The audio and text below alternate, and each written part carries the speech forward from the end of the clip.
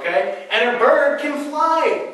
So I don't expect to find birds buried with fish.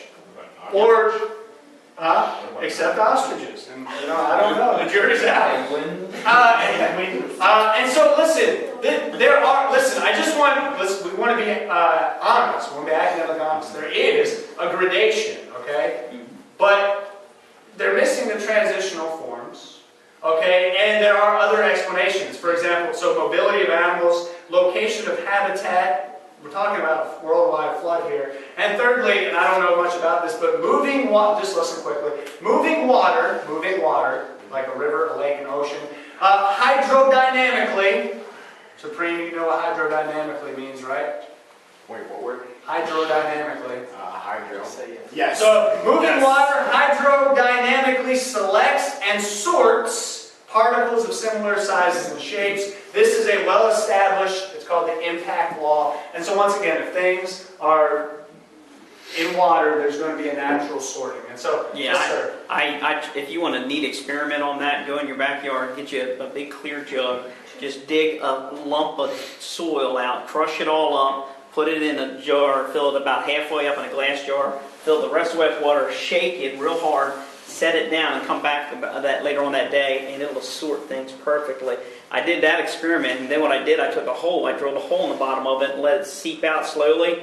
All the clays and everything settled first, the sands, and then all the plant life settled last, and then I had a perfect aquarium. It grew.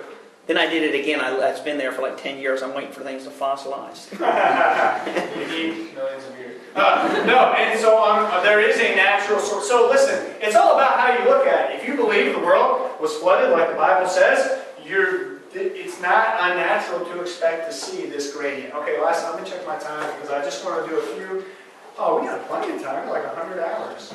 We actually do like 8 minutes. So listen, I'm the dumb creationist, so we want to bring the scientists into the room, listen to what they have to say, and find out if anything that we're saying makes any sense. Okay, so I'm just going to read a few names. I don't expect you to know who they are. I just want you to listen closely to the quotes. Listen, how many people in here consider themselves able to read? Well, that's where I was looking for. I thought that Spanish guy was literate. That's what I'm looking for. Okay. 4 hours. All right, here we go. David B. Kitts, evolutionist and paleontologist. Paleontologists, they study the fossils and they study living things found in the ground. They're not living anymore. Okay, they study fossils. He says, despite the bright promise that I'm going to ask for somebody to comment on each one, maybe, to keep you involved, okay? Despite the bright promise that paleontology provides a means of seeing evolution, it has presented some nasty difficulties for evolutionists, the most notorious of which is the presence of gaps in the fossil record. Evolution requires intermediate forms between species, and paleontology does not provide them. Quick comment.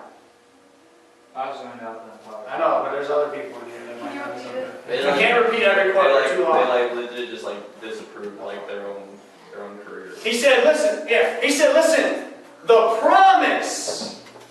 We don't have them in Darwin's day, but we're going to find them. We're going to find those transitional species. We're going to find them WMDs. We're going to find those Nobody gets that because you guys are kids. But 2 people get 3 people. Okay, we're going to find those WMDs. Okay, look that up at home. We're going to get it together.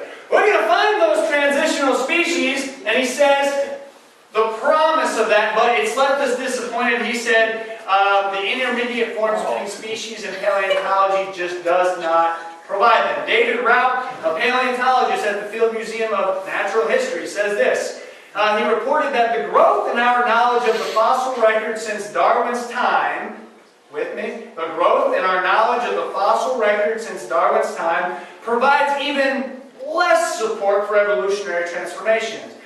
He writes, we are now about 120 years after Darwin, and the knowledge of the fossil record has been greatly expanded. We now have 250,000 fossil species, but the situation hasn't changed much.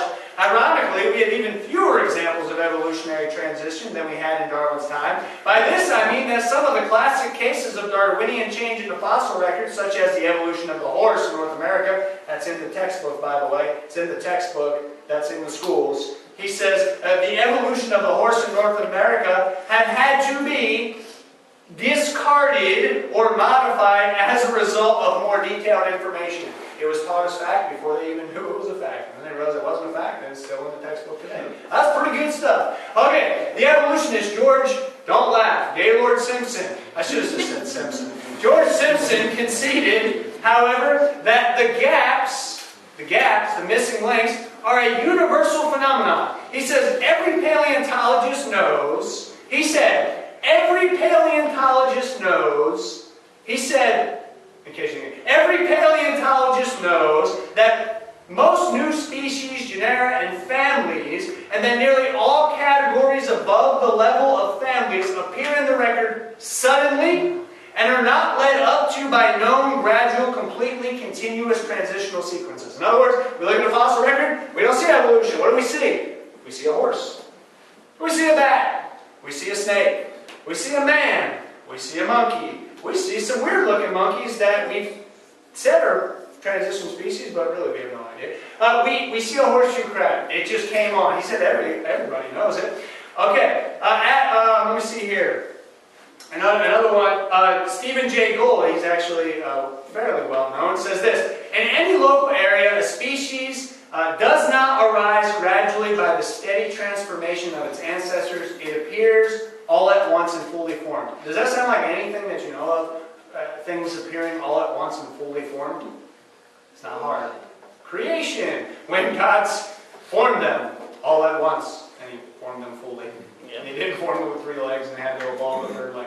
4th leg. Sorry, messed that one up. Okay. Stephen Jay Gould also tells us, listen, the extreme rarity of transitional forms in the fossil record persists as the trade secret of paleontology.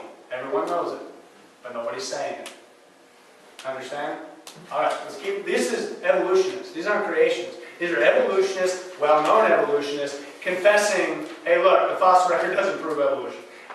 Keep telling those crazy creationists at college that it does, and then just shut the conversation down with no intelligent thought, but it doesn't prove it. Okay, let's keep moving. Stephen M. Stanley says, the known fossil record fails to document a single example of phyletic evolution accomplishing a major morphologic transition. You all got that one, right? Let's keep moving. In an article defiantly titled, man, listen to this. Just try to wrap your head around this. In an article titled, Who Doubts Evolution? Oxford zoologist Mark Ridley says, if the creationists want to impress the Darwinian establishment, if the creationists want to impress the evolutionists, it will be no use prating on about what the fossils say. No good Darwinian's belief in evolution stands on the fossil evidence for gradual evolution. So nor will his belief fall by it.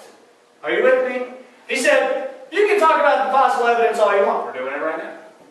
But it's not going to shake our belief in Darwin's ideas. Because our belief is not based on fossils. So you shouldn't use fossils. Even though fossils have been taught as the keynote, the major proof of evolution since Darwin wrote his book. And they're admitted. So it's just, to me, like I talked to Devin about this, and it's like so obvious to me, like how many people still believe in evolution, but that's how we know it's spiritual. It's satanic. It's Satan, the God of this world, have blinded their minds. Amen. It's not even an issue of intelligence or common sense or they're stupid, or it's literally satanic. Yep. So even when we do these presentations, which to us is like, oh, that's common sense, it has to be prayed for, because otherwise you're not lifting the blinders off anybody's ears, hearts, eyes, or anything else you want to say. I want to end with this one because we're pretty much out of time. I had a whole list of things. I do want to say that Stephen Jay Gould actually, he came up with this, I want to read it, not the whole quote. Punctuated equilibrium. Everybody heard of it? I know you haven't. Doesn't matter. The idea of punctuated equilibrium is this. Stephen Jay Gould, this is up in the 1970s, even into the 1980s, and I don't even know if the man's still alive or not, but I know, I've even heard his name, and I'm not in those circles, but he's pretty well influencing in the evolutionary community. He came up with this idea of punctuated equilibrium, which basically says this: because we can't find transitional fossils, evolution must have happened really, really fast. We can't find the transition species, so what must have happened is things lived normal, and then boom, they evolved so fast that we couldn't catch them in a fossil record.